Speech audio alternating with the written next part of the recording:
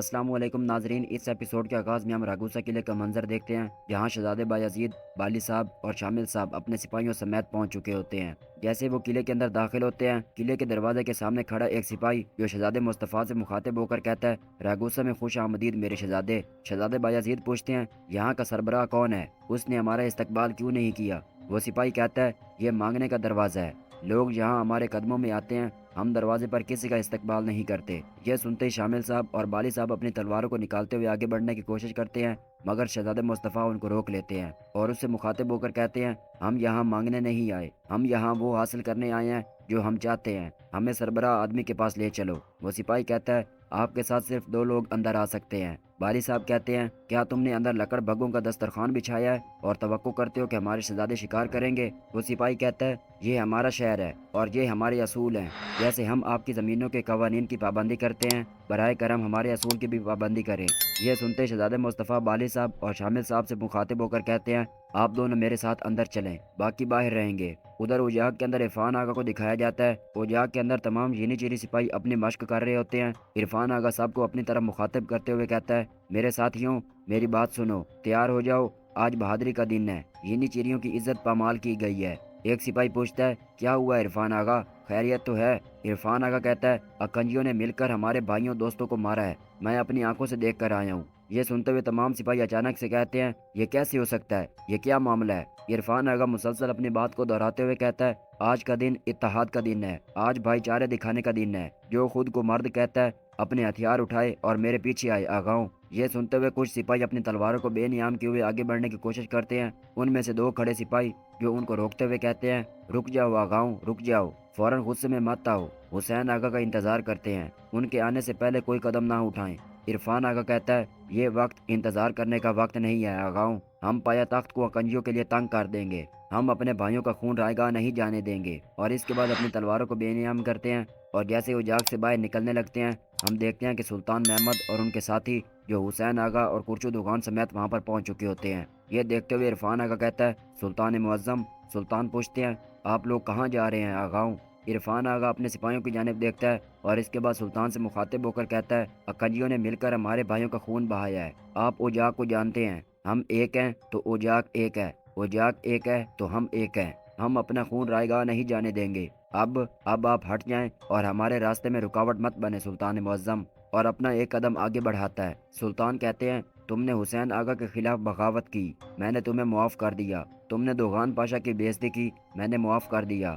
جب یہ سب کچھ ہو رہا تھا تو کیا میں نے نہیں دیکھا؟ کیا تم نے سوچا کہ میں نہیں سن رہا؟ لیکن اب میرے غصے کی آگ میرے صبر کے بند کو پار کر چکی ہے، زندگی نے مجھے ایک چیز سکھائی ہے۔ اور یہ کہتے ساتھ اپنی تلوار کو نکالنے کے لیے انگلی کا اشارہ کرتے ہیں۔ سپاہی سلطان کی تلوار کو آگے بڑھاتا ہے۔ سلطان اپنی بات کو جاری رکھتے ہوئے کہتے ہیں، باغی کے سامنے نہ معافی نہ رحم، صرف طاقت دکھائی جاتی ہے۔ اور یہ کہتے ساتھ عرفان آغا کا سر قلم کر دیتے ہیں۔ یہ دیکھتے ہوئے باقی تمام سپاہی خوف کے ساتھ اپنی تلواروں کو میان کے اندر ڈال لیتے ہیں اور ادبانہ انداز کے ساتھ ان کے سامنے جھک جاتے ہیں۔ اس کے بعد سلطان ان سے مخاطب ہو کر کہتے ہیں، بہادری کے دعوے میں آ کر بھائی کے خون کا پیچھا کرنے والے، میں تمہیں جانتا ہوں، میں کچھ نہیں کہوں گا۔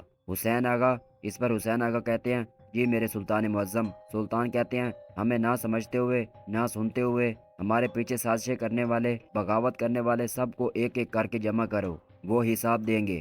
حسین آغا کہتے ہیں، جو آپ کا حکم میرے سلطان معظم۔ اور یہ کہتے ساتھ سلطان اپنے سپاہیوں سمیت وہاں سے چلے جاتے ہیں۔ اس کے بعد ہم محل کے اندر سلطان محمد اور شہزادے مصطفیٰ کو دیکھتے ہیں۔ شہزادے مصطفیٰ ادبانہ انداز کے ساتھ سلطان محمد کے سامنے کھڑے ہوتے ہیں۔ سلطان محمد اپنے تخت سے اٹھتے ہیں اور غصے کے ساتھ آگے بڑھتے ہیں، مگر اپنے چہرے پر خوشی لاتے ہوئے شہزادے مصطفیٰ سے کہتے ہیں، تمہاری بدولت مہم سے پہلے ہم نے ایک بڑی مصیبت حل کر لی۔ شہزادے مصطفیٰ فخر کرتے ہوئے کہتے ہیں، آپ سے جو کچھ دیکھا ہے اور جو کچھ سیکھا ہے میرے سلطان۔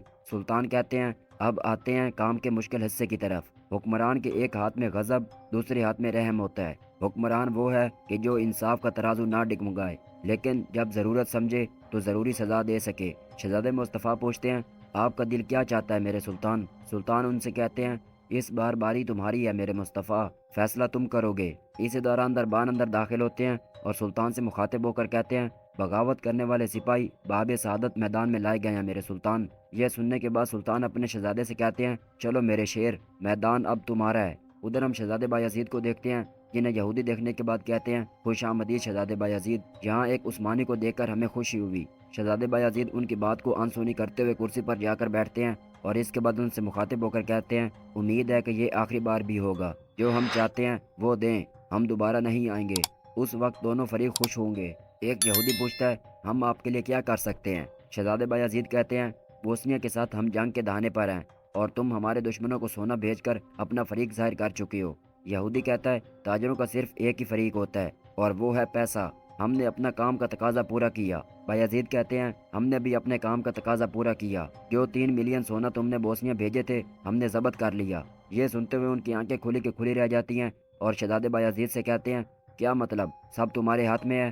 शहजादे बायजीद कहते हैं, तुम जंग को खेल समझते हो, मेज पर बैठकर डोरियां हिलाने का सोचते हो। जंग मैदान में लड़ी जाती है। हम मैदान में उतरे, हमारे दुश्मन को दी जाने वाली तुम्हारी हमायत काट दी, उनके हाथ पांव तोड़ दिए। यहूदी पूछता है, आप हमसे क्या चाहते हैं? बायजीद कहते हैं, मैं तुम्हारे पास सुल्तान महमद का रहम लेकर आया हूँ। यहूदी कहता है, हमने रहम दिखाने वाले का कोई काम नहीं किया। बायजीद कहते हैं, किया है, फरीक बनकर तुमने हमारे खिलाफ जुर्म किया है। अब जिस सोने को हमने जब्त किया है उसकी मिकदार के बराबर सोना दोगे। हमारे रहम दिल सुल्तान तुम्हें सिर्फ इस शर्त पर माफ़ करेंगे। यहूदी कहता है, ठीक है, हम आपको जितना चाहें सोना देंगे। उधर हम शहजादे मुस्तफ़ा को देखते हैं जिनके सामने मकसूद आगा और उनके साथ साजिश करने वाले सिपाही कैदी बने बैठे होते हैं। शहजादे मुस्तफ़ा सुल्तान की जानिब देखते हैं और सुल्तान की जानिब से इशारा मिलने के बाद तमाम लोगों से मुखातिब होकर कहते हैं, सिपाही होना सिर्फ तलवार लहराना नहीं, सिपाही होना नफ्स को काबू करना है, लालच को लगाम देना, किसी के हक पर हाथ ना डालना। तुमने इस ओजाक में खादिम बनना नहीं, आका बनने की ख्वाहिश की। मुट्ठी भर पैसों को रियासत के निज़ाम से बरतर समझा। आज मेरे सामने सिर्फ तुम लोग नहीं, ओजाक के कवानीन को पामाल करने वाली ख्वाहिश है जिसका इस मैदान में फैसला हो रहा है। लेकिन रियासत भी अपने रहम के साथ जिंदा रहती है, बल्कि पहले सामने वाले को सीधे रास्ते पर बुलाना है। मकसूद आगा खौफ खाए कहता है, शहजादे हमारे नफ्स बहक गया, आंखों पर पर्दा पड़ गया, हमसे गलती हो गई, बड़ापन दिखाएं, हमें माफ़ कर दें। हमने सही रास्ता देख लिया है शहजादे, हमें माफ़ कर दें। शहजादे मुस्तफ़ा कहते हैं, सच कहते हैं आगाओं, इब्ने आदम है, गलती भी करते हैं, नफ्स से भी हारते हैं। हम देखते हैं कि जांगूश पाशा, इसहाक पाशा, हुसैन आगा जो शहजादे मुस्तफ़ा की इस बेहतरीन गुफ्तगू को सुनकर काफ़ी हैरान होते हैं। सुल्तान महमद भी काफ़ी खुशी के साथ खड़े होते हैं और फ़ख्र महसूस कर रहे होते हैं। शहजादे मुस्तफ़ा ऊंची आवाज़ में कहते हैं, लेकिन जान लो कि जब रहम गद्दारी का दरवाज़ा खोलता है तो जुल्म में बदल जाता है। अगर वो उसे मुआफ़ कर दे जो रियासत के निज़ाम को और आवाम के सुकून को ख़राब करता है तो इंसाफ यतीम हो जाता है। तुमने दूसरों के हक पर नजरें डालकर इंसाफ के साए को आलूदा किया, इस वजह से मेरा फैसला अटल है। और ये कहते साथ जैसे ही सिपाहियों की जानिब इशारा करते हैं, सिपाही मकसूद आगा और उनके तमाम साथियों का सर कलम कर देते हैं। उधर शहजादे बायजीद ताजरों से कहते हैं, तुम भी जानते हो कि कोई ऐसा नहीं जिससे हमारे सुल्तान ना लड़ सकें और लड़कर उसे हरा ना सकें। चंद सिक्कों के लिए अपनी औकात से बड़ी बातें मत करो, वरना वो सोना तुम्हारे गले में फंस जाएगा। यहूदी शहजादे बायजीद की बात को ना मानते हुए उनसे कहते हैं, हम शायद अपनी जानें देकर कीमत चुकाएं, लेकिन जो कीमत आप चुकाएंगे वो आपकी रियासत को तबाह कर देगी। शहजादे बायजीद कहते हैं, चूँकि तुम्हें बातों से समझ नहीं आई तो फिर मैं इस ज़बान में बात करूंगा जो तुम समझते हो।